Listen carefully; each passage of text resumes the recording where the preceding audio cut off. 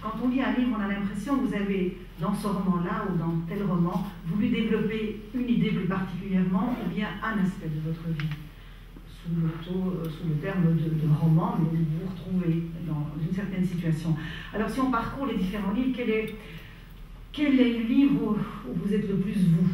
Ou quel est le livre où vous avez commencé à oser parler de vous sous le biais de la littérature? Il y en a beaucoup, hein, mais... Il y en a beaucoup, je dirais presque que je parle trop de moi. Non. Mon rapport à la littérature, c'est établi depuis 8 ans, je suis destiné à être ou président de la République ou écrivain. Et le rapport concret, réel, est bien postérieur. Parce qu'il est déterminé et biaisé par l'expérience des camps. Et quand je reviens de Buchenwald et que j'ai 22 ans, j'ai décidé d'écrire. Mais pas d'écrire un témoignage, je ne suis rien contre les témoignages. Les témoignages, c'est sur ça que les historiens basent leurs livres, etc., etc. Mais je ne voulais pas écrire un simple témoignage, je voulais écrire un livre plus élaboré littérairement, pour essayer de transmettre l'expérience, pas seulement factuellement, telle heure, il se passe ci, cela, mais essayer de réfléchir au contenu même existentiel et politique de l'expérience des camps. Et je ne suis pas arrivé. Je ne suis pas arrivé pas parce que c'était difficile à écrire, c'est parce que écrire à ce moment-là, c'était se maintenir dans la mémoire de la mort.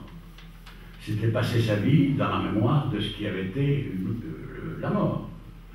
Et que je me suis trouvé une fois, quelques mois après avoir commencé à écrire, un livre dont j'ai perdu d'ailleurs le manuscrit original, dans de nombreux déménagements il était perdu. Je suis arrivé à la conviction, aujourd'hui le dire aussi à Bruxelles, ici il fait presque soleil, c'est un peu arrogant. Mais je suis arrivé à la conclusion que l'écriture menait directement au suicide. Que à force de vivre dans cette mémoire-là, la fin de l'écriture était, pas la vie, mais la mort. Et que donc, comme je n'avais aucune envie de me suicider, j'ai cessé d'écrire. Et du coup, j'ai cessé d'écrire, pas seulement un livre sur les camps, mais tout. Parce que je ne peux pas abandonner un livre sur les camps et écrire un roman d'amour. Je n'ai rien contre l'amour, mais c'est difficile. Donc, il fallait cesser d'écrire. Et c'est ne revenu que beaucoup plus tard, d'une façon assez normale. Et alors, quand j'ai essayé d'écrire, la meilleure thérapie pour la mémoire, c'était la politique. La politique, c'est toujours demain, n'est-ce pas? La politique, c'est toujours demain on fait la grève générale, demain on arrange l'euro, demain on réussit à liquider la crise grecque, enfin, demain. Toujours demain. Et dans l'essence même de la politique, c'est ça, c'est une projection vers l'avant. Donc, pour moi, la meilleure thérapie de cette mémoire de camp a été la politique en Espagne. La politique, pour moi, à l'époque, c'était la politique en Espagne clandestinement. Surtout qu'il n'y avait pas tellement de volontaires pour partir clandestinement en Espagne. Donc, ça tombe bien. Et ça a été la thérapie. Et normalement, quand l'illusion politique a buté sur les réalités et que je me suis commencé à me détacher intellectuellement, puis pratiquement à devenir, j'ai fini par être exclu du Parti communiste espagnol, la littérature était là. J'avais commencé à écrire déjà pour préparer la transition avant Le Grand Voyage, qui est mon premier livre, à 40 ans, publié à 40 ans, est un livre qui a commencé avant. Il a commencé à Madrid, dans la clandestinité, d'un domicile clandestin, qui était tenu par un couple de militants dont la seule fonction c'était de tenir l'appartement à la disposition des dirigeants qui passaient par Madrid. Un appartement acheté, l'appartement où ils étaient propriétaires légalement, et ils sous-louaient des chambres. Et cette sous-location était, avec publié une annonce dans le journal, et bon, on fait semblant d'avoir vu cette annonce et de sous-louer une chambre dans cette rue qu'on faisait au Bahamonde, numéro 5. Et j'ai commencé à écrire là, Le Grand Voyage. Pourquoi? Parce que Manola Faust, qui était le militant, qui était le mari de la dame qui tenait la maison, avait été très jeune républicain exilé en France, politique, très jeune déporté à Mauthausen. en Autriche, un camp très très dur. Jeune militaire espagnol, il avait été obligé par les autorités françaises à choisir entre le retour en Espagne ou l'engagement dans les compagnies militaires de travail. La guerre mondiale commençait, tout juste après la guerre civile. Les compagnies militaires de travail étaient des compagnies de travailleurs, espagnols, républicains, qui accompagnaient l'armée française, faisaient des travaux de fortification, mais qui n'étaient pas des soldats français, ils étaient des...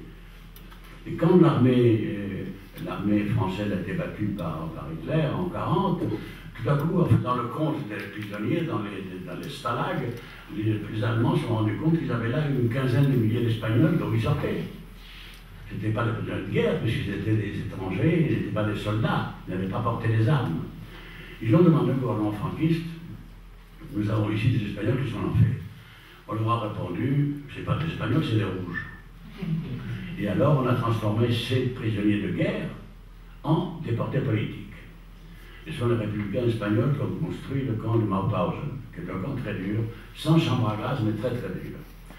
Et on a fait le calcul du nombre des républicains espagnols qui sont morts pour construire chacune des marches de l'escalier qui a 225 marches, qui monte à la carrière de Mauthausen. Et il y a 2 ou 3 Espagnols qui sont morts pour chacune de ces marches-là. Bon, c'est la mémoire rouge qui a été obnubilée, mais Faust avait été déporté à Mauthausen. Il m'a raconté le camp. Il ne savait pas que moi j'avais été déporté dans un autre camp, différent et similaire, par le régime de vie, par l'alimentation et par beaucoup de choses. Et il n'avait pas de savoir. Il savait un pseudonyme, il savait que j'étais membre de la direction, mais il ne savait rien d'autre. Ni le vrai nom, ni la vraie histoire, ni la vraie vie, ni rien. Il m'a raconté tellement mal que je me dis, c'est pas possible. Personne ne va comprendre ce que c'est qu'un camp si on écoute mon holocauste. Et j'ai commencé à écrire le grand voyage pour parler à la place de cet homme qui n'arrivait pas à dire la vérité, pas seulement parce qu'il était difficile à dire, mais parce qu'il faut un minimum de je ne sais pas de quoi, d'éducation bourgeoise pour devenir un écrivain. Bon, alors, c'est lui qui m'a poussé vers l'écriture. Le livre n'a pas été fini à ce moment-là, il a été fini plus tard. Il n'était pas publiable, parce que comment est-ce que je pourrais être membre de la direction du Parti communiste espagnol, franchir clandestinement les frontières 5 ou 6 fois par an, avec un livre publié et un personnage réel, existant, bien sûr que non. Je peux prouver qu'il était écrit à Madrid, parce que je gardais l'original tapé à la machine, et on voit bien que j'ai écrit ça avec une machine qui n'a pas d'accent circonflexe et pas d'accent grave. Une machine espagnole, qui n'a pas d'accent. Là, je peux le prouver. Mais bon, il est resté là et j'avais fini plus tard. Donc, ça, c'est, vous voyez, l'écriture est déterminée pour des raisons qui sont extérieures à ma vraie volonté.